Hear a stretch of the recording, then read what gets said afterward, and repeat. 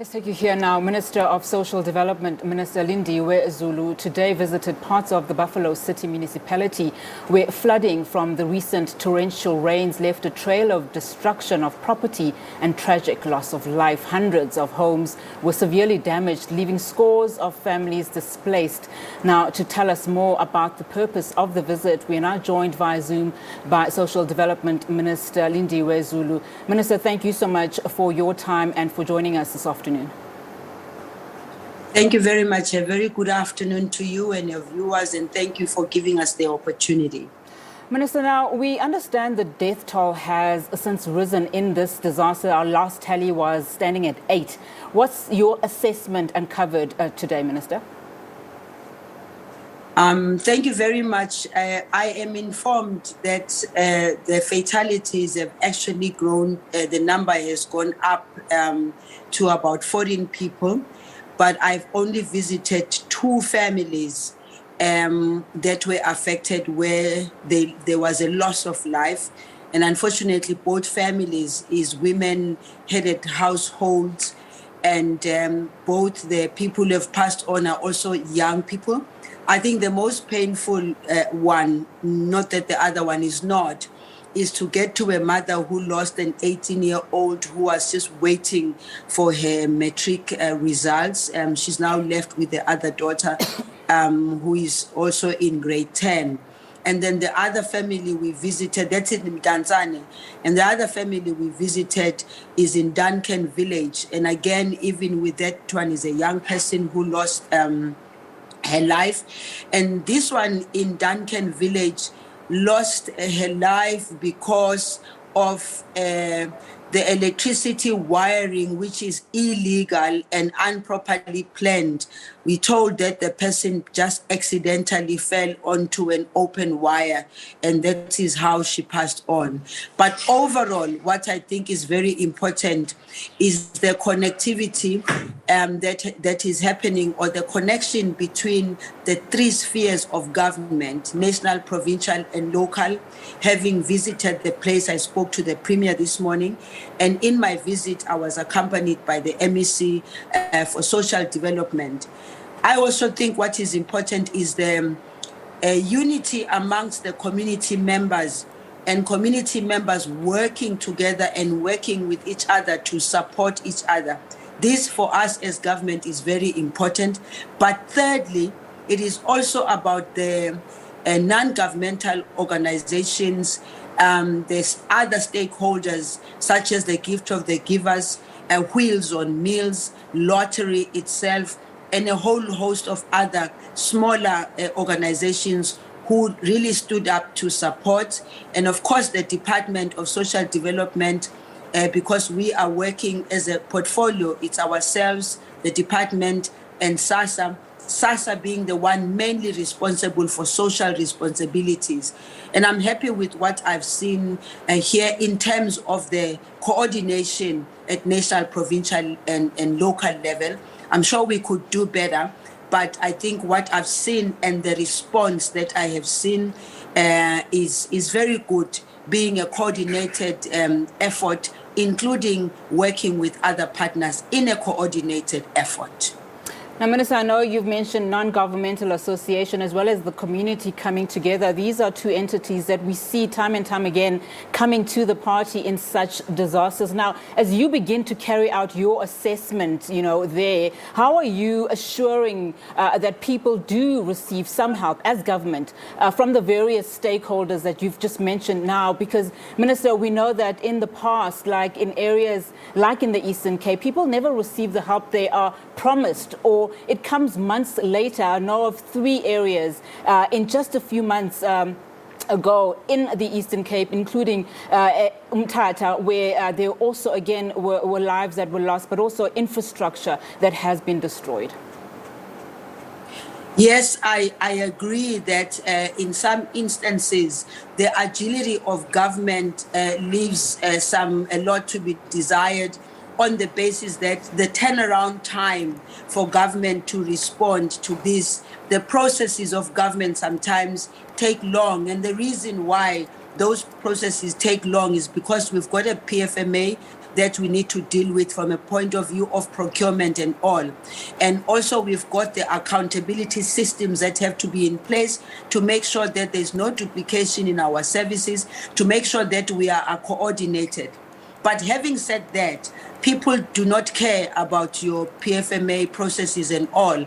It is for this reason that one is here, because what I am saying as a Minister of Social Development, we are responsible for the well-being of the citizens of South Africa, and therefore our coordination of the services that need to be rendered cannot be only just social development in terms of our social relief of distress. It is about all other departments, from COGTA to human settlement to ourselves as a Department of Social Development and others, working together to respond. Yes, we are aware of the fact that there are some areas where disaster happened and it took a long time for people to receive what they were supposed to receive. And we are saying now, so many years down the line, that experience that we have of how we can work in a much more agile way, there are certain things that we need to change.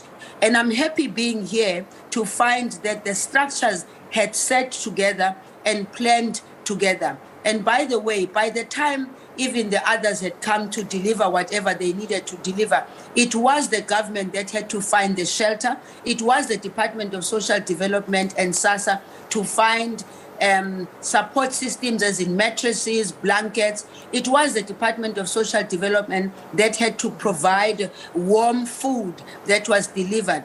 But of course, we have to work with other organizations. And may I say, the other organizations are not necessarily government that have long processes of ensuring that things are done properly. They are much more agile, and I think we need to learn from them. In learning from them, there's certain things that we need to change. But before I go, I think as government, now that we know, it's not news that we're going to have floods at this time of the year. It's not news that people end up with fires. It's not news that farmers are struggling because their crops have been washed away.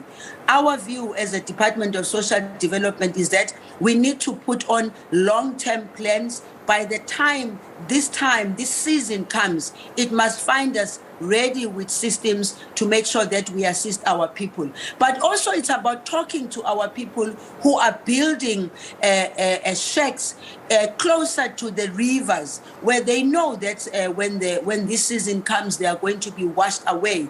We have to then have plans of removing them from those places, get the land where we can be able to build proper housing, proper infrastructure for them. And I think we're ready to do that. And our experience having been here and lessons learned, we all know there's climate change. We all know that the weather has got different patterns right now. And therefore, as government, working with the communities, we need to plan long before the disaster happens. In fact, Minister, before I also let you go, Minister, you've raised some pertinent points here. You say that the processes of government do sometimes take long. And in fact, as you say, people don't really care about the procurement red tape. I'm sure you are not satisfied with the manner in which government responds and deals with issues of disasters. But Minister, there are policies in place, there are systems in place, there are plans in place. I hear you speaking about long-term plans. When are we going to start seeing these plans being coordinated? You mentioned SASSA, you mentioned your department specifically, being coordinated in such a manner that people don't have to wait, for months and weeks before they are helped. In most instances, the systems work very well. And people do get the support, because in the evaluation that I did right now here, people responded quite quickly, but it's not everywhere. That is why, as the government of the African National Congress, for instance, we are insisting that we need to strengthen our institutions of governance, but also we need to get the people who are working within those institutions, one, to be sensitive to the needs of the people, change what they think is not working very well, and not have excuses about, procurement wants us to do this and that. My view is that some of the procurement, which makes it difficult for us, where they say, go and find 3 to 4 service providers, and the finding of those 3 to 4 service providers takes forever. It's about us changing what we think doesn't work very well for us, and it is possible because these are all men, women, and man-made systems. I nearly said man-made systems. These are our systems, and therefore we do need to change them. And as the Minister of Social Development, I've said to the department, when we begin in the next financial year, we must have done an evaluation that says, how long does it take for SASSA to ensure that they get the uniforms for the people? How long does it take for SASSA to get the food parcels? How long does it get for SASSA to give vouchers where we need to get vouchers? In fact, we're giving more vouchers than we're giving the food parcels. But also, who do we procure from so that the economy also of the provinces and the economies of local government begin to feel that the financial muscle of government, money is circulating within the communities. I must say, though, that in the main, SASSA really steps up almost all the time by giving the necessary need. They address the needs. The biggest problem is the infrastructure when homes have been destroyed, the temporary shelter that has to be given to people. I think we need to focus on what do we do so that it's not only the halls where people are taken to. It's very difficult for families to be living in halls. It's very difficult for people to be sleeping in halls. And as a government with all that experience, we as the Department of Social Development are saying, let's work together with the human settlement so that it becomes easy for human settlement to take people to shelters that at least can cater from family to family. But when all is said and done, it's time that we also focus on moving our people from these overcrowded places, move our people to safer places, which therefore means our infrastructure development must step up.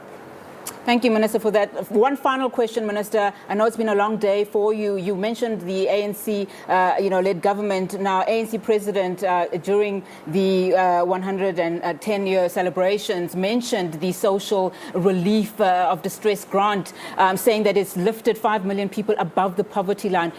This is due to end in March. Any update?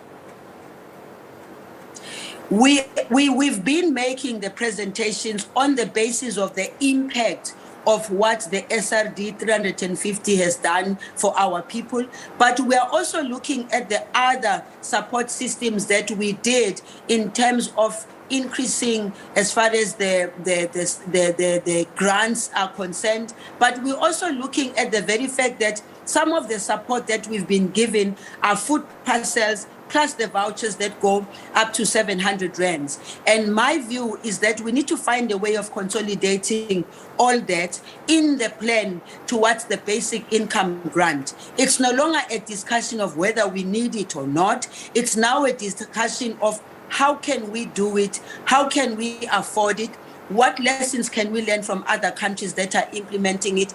And when all is said and done, the majority of the people who were receiving the 350 were people who were using the money for basics. And unfortunately, jobs have not yet been created. I'm happy that the economy is beginning to lift up a bit. The planes are getting full and so it does mean that the economy is picking up. But for the ordinary people, the most marginalized, the state of the people is going to take us long to fix because the impact of COVID-19 is going to take long. So we're looking forward to the continued engagement and speaking for those people in order for government to pay attention and learn the lessons from what President Cyril Ramaphosa announced as in the 350, what it has done for our people and the need for us to continue supporting our people in that form.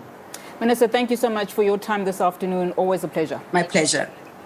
All right, Social Development Minister Lindiwe Zulu speaking to us there about the situation in the Eastern Cape. As you know, the Eastern Cape Buffalo City Municipality, to be exact, where flooding from the recent rains left a trail of destruction of property and, of course, a tragic loss of life.